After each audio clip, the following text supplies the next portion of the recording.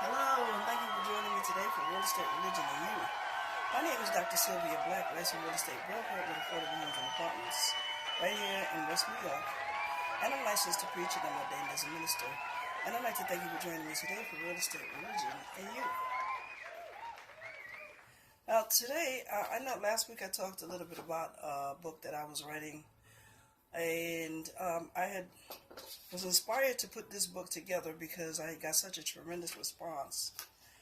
And I'll be talking about this book instead for the next couple of weeks or so until I'm done talking about it. And it's entitled, Buy a Home with Your Section 8 Homeownership Voucher. Buy a Home with Your Section 8 Homeownership Voucher. And thank you for joining me today. And today I'll talk about as much of the book as I can, but I'd like to tell you a little bit about what the book is about. And this book is available on Books Galore and more. And thank you for joining me today. Now, the book basically, like I said, it only talks about Section 8 Homeownership Voucher Program. That's the only thing that it talks about. Home ownership and Section 8 buying a home. All right, it talks about I'm going to talk a little bit about what Section 8 Homeownership Voucher is, eligibility requirements for home ownership, employment requirements, home ownership counseling. Okay, I'm going to talk a little bit about some frequently asked questions, home ownership expenses. I'm going to talk about what your portion would be as a homeowner. Okay, then there are other programs, other government programs that are actually government discount home buying programs that I'm going to talk about. It'll talk about how you can actually own a home through these particular programs. Okay, and they're sort of like they're discounted programs that are offered through various government agencies. Okay, and I want to thank you for joining me today for Real Estate, Religion, and You. Okay, and we're going to talk about some of the different home ownership programs that are available through different government agencies. Okay, buying a home. Now, this specifically, I'm licensed real estate broker of Affordable Homes and Apartments. Okay, at Affordable Homes and Apartments, we sell homes. I specialize in foreclosures, properties that are below market value. I like selling properties that are below market value because actually it was one of my first homes. My first home was a government home that I purchased. And it brought, lots of enjoyment for me. I was really happy and pleased with it. I was glad that I purchased it. But I was able to purchase it at, pretty much almost nothing. But what happened, I had to put some work into it, okay? I either had to do the work myself, I had to hire someone to help me do it, or I would have to hire a contracting company. And I pride myself being able to do some of the work of the house, because when you look at a house after the work is done, you can say, wow, I did that, I put those kitchen cabinets in, we put that flooring down, I put that floor... I put those wall panels on, the wall paneling on, I mean, if you really get ambitious, hey, I went up on that roof, honey, and I fixed the roof. I did the siding on the side of the house, One thing I will not mess with, and that's electricity. Water, I can mess with. I'll put some pipes together, I'll screw them and whatnot, cut them and what have you. The worst, I don't like asking that question, but the worst that'll happen is that you'll have a leak. Thank God for windows, otherwise you'd have a flood, But electricity, you get shocked, honey, and that's it for you. I don't think there will be no coming back from that, okay? So my goal is to stay alive, okay, as long as I can. Now, I'll explain to you about homeownership voucher, okay, what it is. And then we get into the logistics of actually owning a home. Now I always say my philosophy, my motto, I guess you could say, is an educated consumer is my best customer. Okay, if you're an educated consumer, you my best customer, honey, because we can talk. You know, um, it also that means that you're interested in learning. You want to better yourself. You're interested in finding out about these programs, about how you can better yourself. And your family. You and your whole family will actually benefit from it. You won't be the only one to benefit. I mean, but owning a home is so rewarding because it's such a wonderful experience to actually own something, to own your own home. Yeah, I own a car. Most people do own cars, you and the finance company, okay? Even if you're mortgaging the home, and if you look at some of my videos on YouTube, just go to my YouTube channel at Affordable Homes and Apartments, and you'll see some of the videos that I've talked about in terms of financing programs, mortgages, choosing the mortgage that's right for you. And I'm going to continue going over and start, talking about some more of that kind of stuff as we continue and progress in, in real estate. And I particularly want to talk about it. I was just led to talk about this because it just seemed like very appropriate. I gotten such a tremendous response from my YouTube channel, from my, from everything that I've been putting out there. I've been getting a great response, and it's wonderful that I have been doing that. So, and I know that it's something. This is like really what I want to do to promote home ownership in low to moderate income individuals and families. Okay, there's several reasons why you should own a home, why you can own a home. First of all, it's about money. It's not only about the money, but money is a significant portion of it. Okay, when you own a home, you always have access to cash. And you'd be surprised that money will just start coming in and rolling in, and you'll have an endless supply of it. If you're educated, and you read and you become knowledgeable on the subject, then you'll never be broke. There'll always be a way that you can put some money in your pocket. And I think that's like the bottom line right there. Always be a way that you can put some money in your pocket. You'll always have money for the kids, put them on an allowance or what have you. You'll always have money for whatever you need.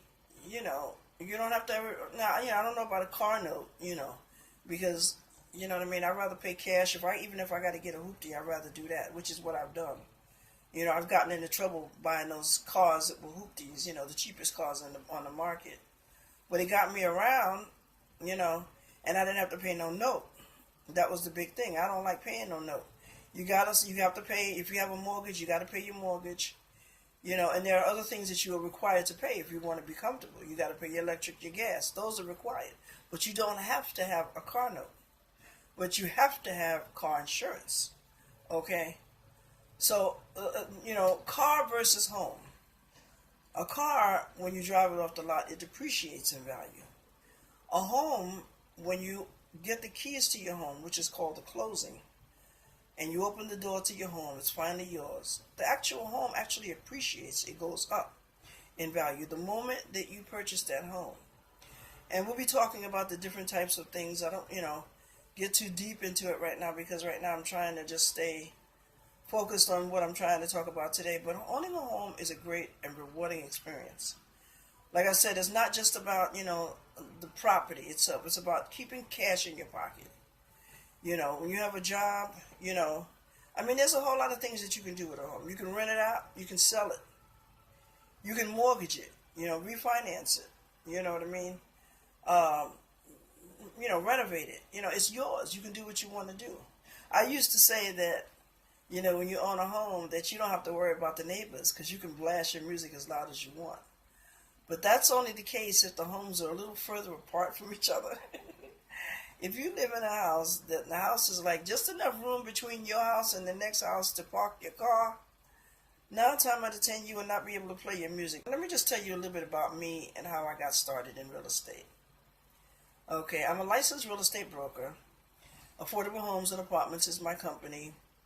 Okay, and I started out, I got my license as a sales agent, okay, because I wanted to learn real estate, and I wanted to learn it from an intimate perspective. I'm from New York City, Harlem in the house, okay, So when you're from Harlem, and there's these buildings, what they used to call tenements, and what they were brick buildings. Most of them were brick, and a lot of them were walk-ups.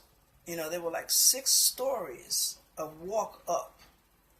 And you're young. You got your energy, you got your kids or whatever. So no big deal about walking up 6 flights of steps if you have to. You go to the store. You better remember everything you got to get while you're there. Because if you forget something, just remember those 6 flights of stairs that you got to walk up, or 5 or whatever. You're lucky if you get something on this. I don't like the first floor. Second or third floor is cool. But when you're younger, you can get that. When you get older, then you got to get something with an elevator. Or you better get your own house. So I started out as a 7A administrator. A 7A administrator is a court-appointed building manager. Okay, and I took this class basically because I needed help with the building that I lived in. The landlord was not making repairs, and I was shocked because the building that I lived in had 40 stories and at least about maybe 10 apartments on each floor. And there were 4 buildings in this, in the suburbs they call it a cul-de-sac. Okay, come on, let me just keep it real. In the ghetto, they call it a dead end, okay? One way in and one way out. Roaches check in, but they don't check out, okay? And it was in a cul-de-sac. I'll just keep it nice. And there was 4 buildings, 40 stories each building. But what had happened was the 7A administrator is a court-appointed building manager. And it was a short course that I took. I got my certificate. And after that, what you got to do is you have to locate your own rundown buildings. And back then, the buildings were very easy to find, very easy to locate, because there were plenty of them.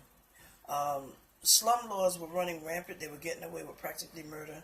And tenants were suffering tremendously at the hand of the landlords. But you needed a place to stay. So you got you an apartment. It wasn't up to standards. You figured that if you kept it clean, then you would be good. But a lot of times the landlord wouldn't fix certain things, and the tenant didn't have the money to do it. Learn how to do it. You be sort of self-sufficient. For example, if you don't have those thermal insulated windows that so many people have, get yourself some plastic from Home Depot, honey. I use staples because Scotch tape doesn't stick all the time as well as it does. So I take me some staples. I got my staple gun and my supply staples and my plastic. I get the thick kind, right? Try to get the one that you can see a little bit through, because they have different grades of plastic at Home Depot. Not the kind that you blow a hair dryer through and you put it outside the windows. I use mine on the inside. Okay, I just take it, I cut it to the size of the window, and then I staple it around the window. And that's it. And then I put my curtains over it and everything, and now I have insulated windows. You have to learn how to be creative because you have to think of it like this. The landlord doesn't want to fix anything, right? Okay, so you're cold in your apartment because you got a draft in your window. So you're going to sit there and be cold? Or you're going to try to find a way to keep the cold out? Okay? There's been some horror stories of people living in slumlordy apartment buildings. And this is where we as a 7A administrator was attacking the situation. Okay, however, it got dangerous because owners became very possessive of their property. I mean, just imagine. First of all, the property, the job goes like this: you get a small percentage of the collected rent rolls, right? The tenants are not paying their rent in the first place because of the conditions of the building. So the landlord is getting whatever rent he can get, and he's putting that in his pocket, trying to pay his taxes or what have you. Now, with 7A administrator, once you get the certificate, now we're authorized to go in and manage the property. Okay, we locate the rundown buildings. Okay, then we organize the tenants. I have a book for you on that. Okay, which I talked about, tenants' rights. That's also available on Books Galore and more. Okay, and I organize the tenants, form a tenants association, and then we get at least 1/3 of the tenants to sign a petition. And then we take it to court, and then we petition the judge to have the landlord removed from active management of his or her own building. And then I, as a 7A administrator, would hopefully be appointed of that building. Now, when I first started out, there was so many buildings, forget it. There was you just look around and there was all these buildings, At that point, when I was doing that, it was considered an eyesore. And then not too long after that, maybe 5-10 years after that, once I became licensed as a real estate broker, all of a sudden now these buildings become an investment opportunity. And you have all of these investors coming from out of town. They want to buy these buildings.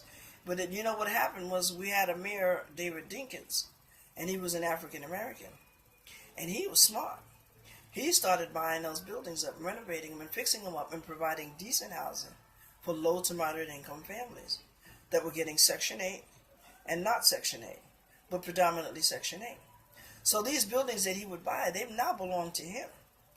Okay? And so that's what he was doing. He was going around buying these buildings, fixing them up. And honey, sure enough, that's when all of a sudden these investors from all over these other big cities come to New York City and they want to buy these buildings. Now they come into the Bronx. Now it's no longer an eyesore, some place that they want to stay away from. Now they want to flock to it. Okay, so I got my experience as a 7A administrator. I started out, and that's a court-appointed building manager. So I went straight from being a 7A administrator right to being a licensed real estate broker. Because when I first wanted to buy a home, I didn't buy a home until I became licensed as a broker. Why? Because when I would go around to these real estate companies and I would ask them questions about the programs that I learned in my sales class, they would look at me like I had lobsters coming out my head. And the reality of that is that I was giving them information and I didn't want to do that. So I needed to be as self-sufficient as I could. Because more than likely they was going to try to show me houses that were going to cost an arm and a leg. And I wanted to buy something as cheap as I possibly could. I don't care how much work it needs. And a lot of times people will try to discourage you if you want to buy a rundown house. I don't want to say rundown, but a house that needs work, you know. It could be in a specific area where you could get some financial incentives. And these are the things that I have researched over the years, and I found out where the money is, who's eligible for it, how to qualify for it, and to put some of it in my pocket, okay? So I want to share a lot of this information with you. This book that I'm talking about today is Buy a Home with Your Section 8 Homeownership Voucher. Buy a home with your Section 8 Homeownership Voucher.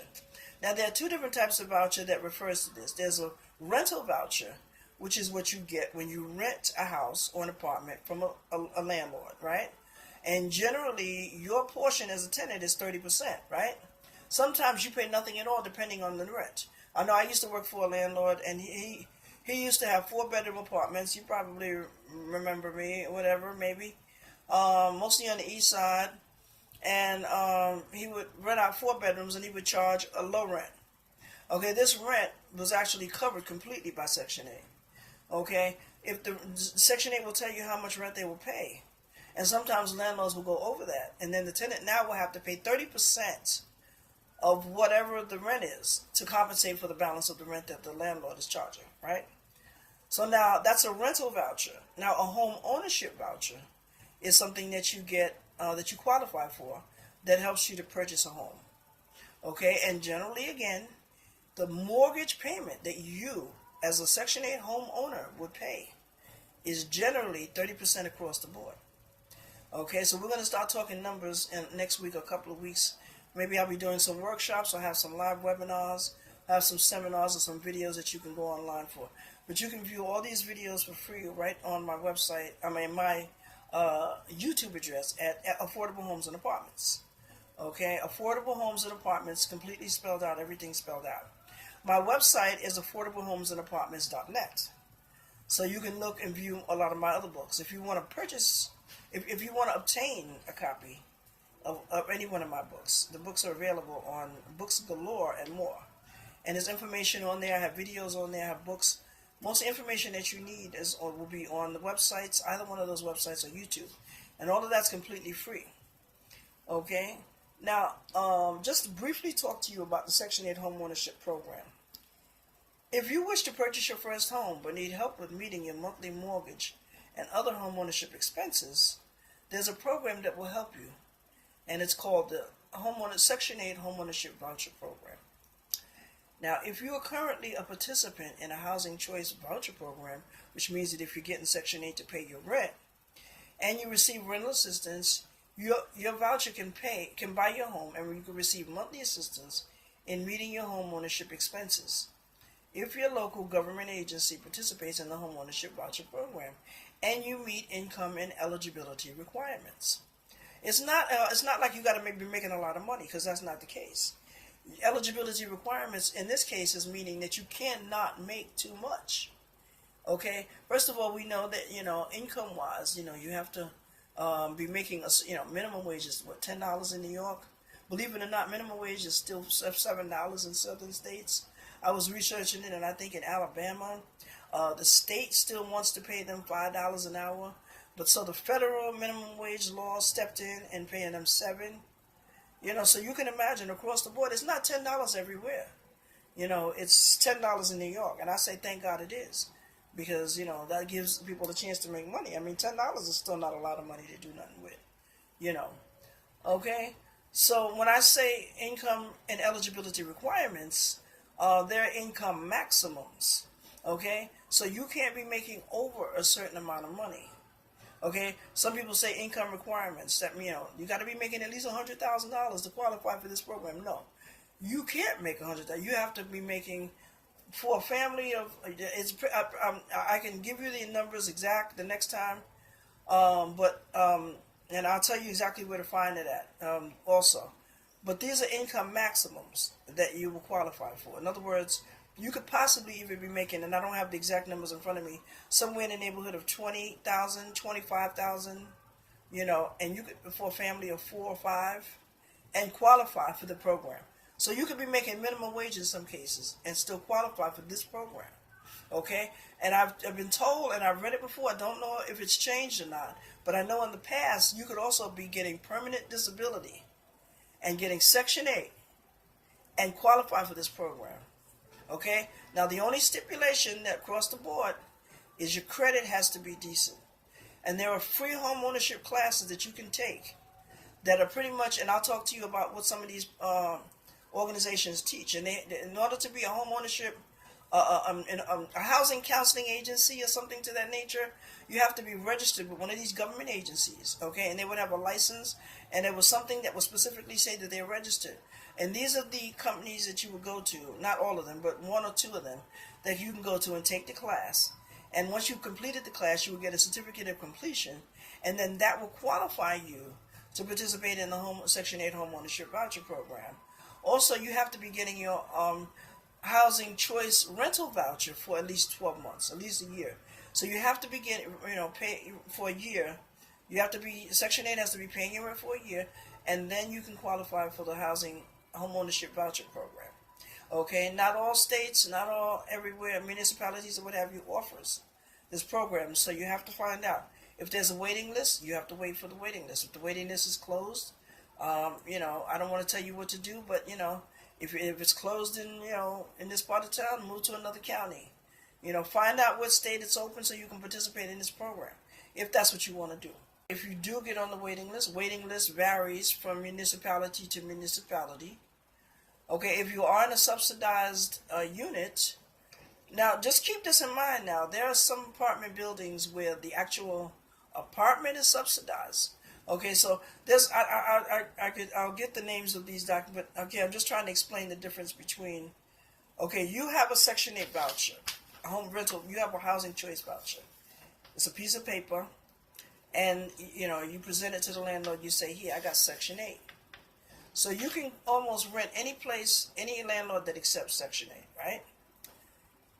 There are apartment buildings that are subsidized, and you don't need the Section 8 voucher to get into the apartment and to get your rent subsidized.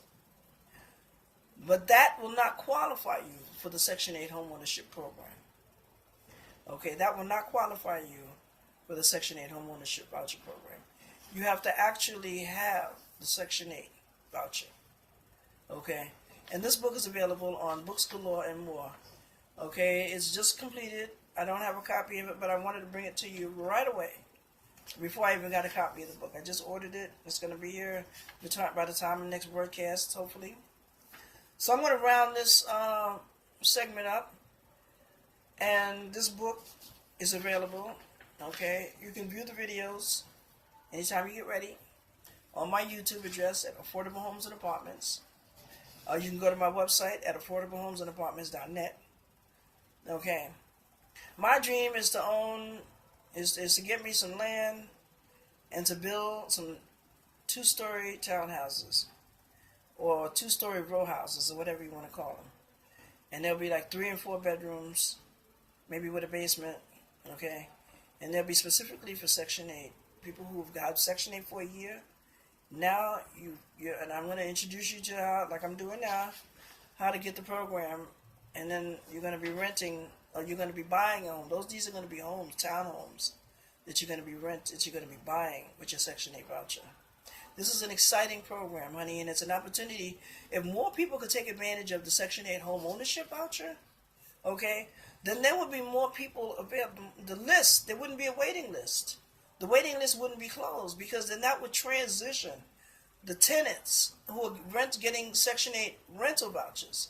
That would transition you. Now you're a homeowner. So that's one less person now that's renting. So you have an extra slot here for a tenant. You see what I'm saying? And I believe this is an exciting program. It's always been. It just, doesn't come. I just want you to remember that there's a difference between the Section 8 rental voucher, because a lot of people ask me about that. One lady says, I have a rental voucher and I can't buy a home. Some people like to dispute the fact that, different states and different organizations, they have their different policies. What you need to be aware of is the law regarding your Section 8 homeownership voucher in the state that you live in. Okay? So I want to thank you for joining me today for Real Estate, Religion, and You. And I have been talking about a book that I am coming out with called Buy a Home with Your Section 8 Homeownership Voucher. Buy a home with your Section 8 homeownership voucher. Okay? And I'll be talking about this a little bit more next week. Okay? And I'll come back to you when I'm done with this. Then I'll come back at you with my Giants book, which is also available on Books Galore and More. Okay?